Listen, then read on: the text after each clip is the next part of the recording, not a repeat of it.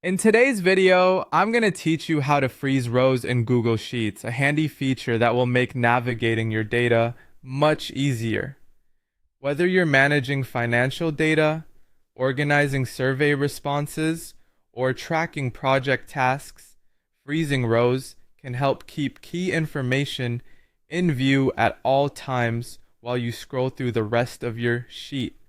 Let's dive into it. First, let's open Google Sheets in your browser. If you already have it bookmarked, just click there, or you can simply type Google Sheets into your address bar and hit enter. You'll be brought to the home screen where all your existing spreadsheets live, or where you can start a new one. If you haven't already, go ahead and log into your Google account so you have access to all your files. Now, once you're on the Google Sheets homepage, create a new spreadsheet or open one of your existing documents. If your document is already filled with data, this will help us better visualize the process. If not, you can quickly type in some example headers and data to follow along. Once your spreadsheet is open and you have your data in front of you, the next step is to decide which row you'd like to freeze, usually a row containing headers so that they remain visible as you scroll down your sheet.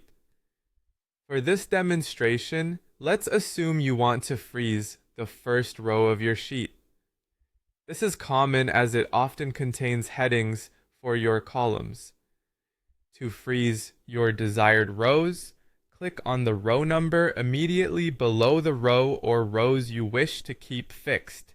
For instance, if you want to freeze the first row, click on the number 2 on the left-hand side of the grid. This step highlights that row and tells Google Sheets up to which row you want to immobilize. If you wish to freeze more than just the top row, you could select any subsequent row number. Say you pick number 4. That action will freeze rows 1 through 3.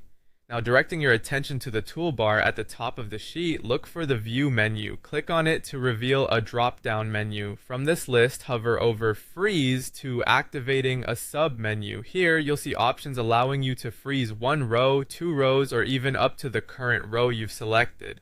Click the option that fits your need, which in our example would be 1 row. Congratulations, you've successfully frozen your rows. A solid gray line should now be visible across your spreadsheet, denoting the frozen section. As you scroll down your Google Sheet, the rows above this line will remain stationary, allowing you to always keep your important headers in view. This simple but powerful tool will undoubtedly make managing and analyzing your spreadsheet data much more efficient.